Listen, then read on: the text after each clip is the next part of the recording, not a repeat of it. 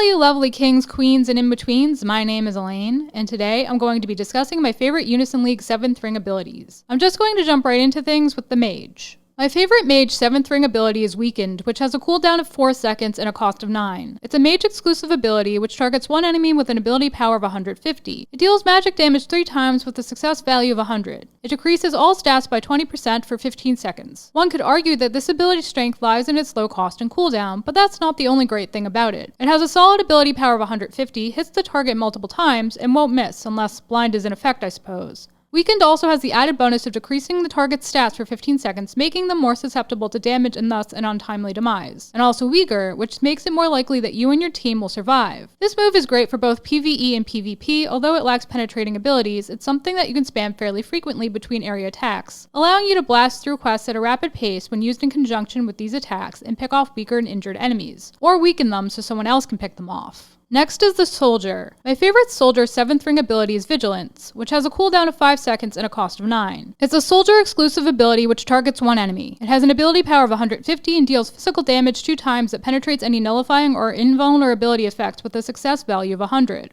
It also applies Provoke, which makes it so the target will only be able to select your character when using an ability against enemies for 10 seconds. It reduces the action speed of a target NPC by 20 for 10 seconds. It also reduces cost recovery speed by 5 for 10 seconds. Finally, it reduces your physical and magic damage taken by 50% for 5 seconds. I like this ability for several different reasons. First, it has both a low cost and cooldown. Second, it hits its target twice, with a commendable ability power of 150. Its power is augmented by the fact that it penetrates both nullifying and invulnerability effects, ensuring that you're always dealing damage as long as blind isn't in effect. The fact that it applies Provoke for 10 seconds also provides your team with a breather. Your squishier teammates have the chance to use abilities or monsters that allow them to regain health, such as a Mage's Siphon, or barring that, your local cleric should have enough time to fire off some healing spells and get everyone up to full health or near full health. While you may be fearing for your own safety, you shouldn't bother, because this ability has the added bonus that it reduces the physical and magic damage you take by 50% for 5 seconds, which is half the time you'll be the only one who can be targeted. But do not fear, there are ways to continue having the damage you take reduced, such as using an Iron Fortress right after you use Vigilance. Alternatively, you could temporarily buff or increase your HP by using an ability such as Heaven's Breath if you're frightful. Doing so will be particularly beneficial when you're facing mages whose ability power for both physical and magical attack abilities are boosted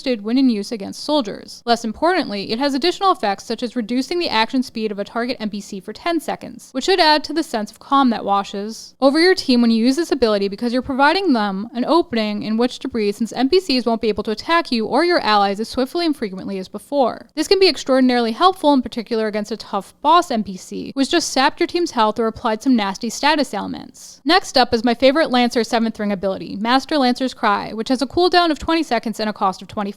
This is a Lancer exclusive ability which targets one enemy and adjacent enemies, a max of 3 enemies. It reduces their Unison gauge by 8. It also decreases their Unison gauge gains by 2 for 5 seconds. It also decreases their magic attack ability success value by 20 for 5 seconds. This is a new and improved version of a Lancer's negative pressure, which decreases the Unison gauge of one enemy and their adjacent enemies, a max of 3 enemies, by 10. I say this for a few reasons. First, Master Lancer's Cry has a lower cooldown than negative pressure, 20 instead of 40 seconds, which is something even a full enchantment of negative pressure can't beat. The lowest the cooldown can go is 30 painfully long seconds. However, negative pressure does have a slightly lower cost of 15 to Master Lancer's Cry of 25. Things start to edge in Master Lancer's Cry's favor, however, when you consider the rest of the ability. Master Lancer's Cry targets one enemy and adjacent enemies, a max of 3 enemies, reduces their Unison gauge by 8, and decreases Unison gauge gains by 2 for 5 seconds, whereas negative pressure only decreases the gauge of a maximum of 3 enemies by 10. The 2-point difference is negligible. It's still going to keep your slower enemies from unioning with their mates and wiping you and your team out, so mission accomplished. Master Lancer's Cry also has the added effect of decreasing enemy Unison gauge gains by 2 for 5 seconds. Although this isn't a lot of time to get many abilities off in, it's something that could hinder the enemy just long enough for your team to get ahead and win. Unfortunately, this ability, like many others, can be countered by things such as monster effects in a treasure hunter's extended Unison, for example, so that's something to keep in mind. It's also only beneficial in PvP situations, since monsters can't Unison and use other monsters against you and your teammates. Finally, although not much of an improvement over negative pressure as previously mentioned, it is an improvement. The difference in cost is negligible, and this is something you can use more frequently than negative pressure simply because of the difference in cooldown, which means you can hinder your enemies more effectively with this ability than negative pressure, especially when you consider how it also slows unison gains, which again, negative pressure does not have the capacity to do. Since the ability was first released, it has also been modified to include a final capability. It decreases the target's magic attack ability success value by 20 for 5 seconds. Naturally, this is most beneficial against enemies who use magical attacks, such as mages. The 5 seconds isn't much, but it's something that could hinder your enemy just enough for you and your team to get ahead and win. Next up is the Archer. My favorite ability from their 7th ring is Raptor Break, which has a cooldown of 7 seconds and a cost of 15. It's an Archer exclusive ability which is usable when a bow is equipped in your main weapon slot. It targets one enemy with an ability power of 100. It deals magic damage using both physical and magical attack with a success value of 100. It increases the cost recovery speed of all allies by 5 for 15 seconds. It also removes debuffs from all allies. I like this ability because it's a wonderful blend of DPS and support. It begins with a low cooldown of 7 seconds and a median cost of 15. It has a low ability power tempered by its lack of penetrating capabilities, but it does deal damage to an enemy 100% of the time, barring your character being afflicted by blind. The stats that determine its damage are those you should have heavily invested your points and gear into, physical and magical attack, so you should be able to make the most of it. What I like most about this ability, however, is its support capability, which increases the cost recovery speed of all allies by 5 for 15 seconds. This is because cost is the meat of the game. You need it to do anything and everything. To cast utilities that get rid of pesky status ailments, heal your allies, or deal damage to your opponents, and more. Without it, you and your team are nothing. So recovering costs at a more rapid rate than normal is highly beneficial. The fact that this ability also removes debuffs from all allies is also a wonderful added bonus because debuffs, as the name suggests, weaken your team in various ways. For example, they may reduce a target's stats. Thus, having something that can bring your team back to its natural state in a pinch, especially if your local cleric is struggling, is rather beneficial. Last, but not least, is the cleric. My favorite ability from their 7th ring is Gospel Cleanse. It has a cooldown of 15 seconds and a cost of 20. It's a cleric exclusive ability which is usable when a relic is equipped in your main slot. It targets all allies and removes both debuffs and special debuffs. It has a healing ability power of 30, which heals HP. It also recovers 30% of max CP. Despite its median cooldown and higher cost, I like this ability because it removes both debuffs and special debuffs, something which is difficult to do without a monster ability or if you don't give the game time. Naturally, both of these are beneficial because both debuffs and special debuffs weaken your team in a number of different ways. For example, they may reduce your team's ability to resist status ailments, or they could reduce the rate at which one recovers their cost.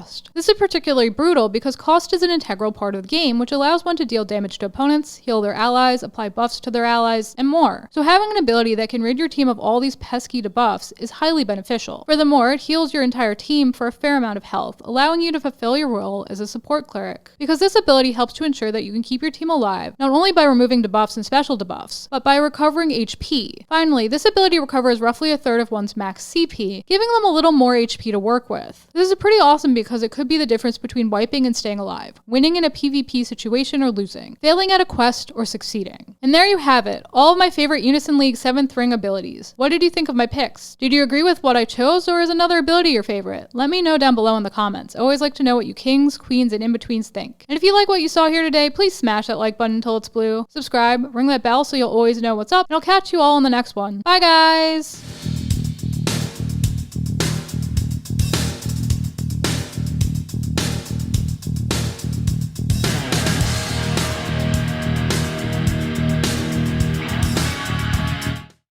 Hi, Tisha Valenza, aka Poison Ivy, and you've just been watching King's Entertainment Reviews. Don't forget to like, subscribe, and watch.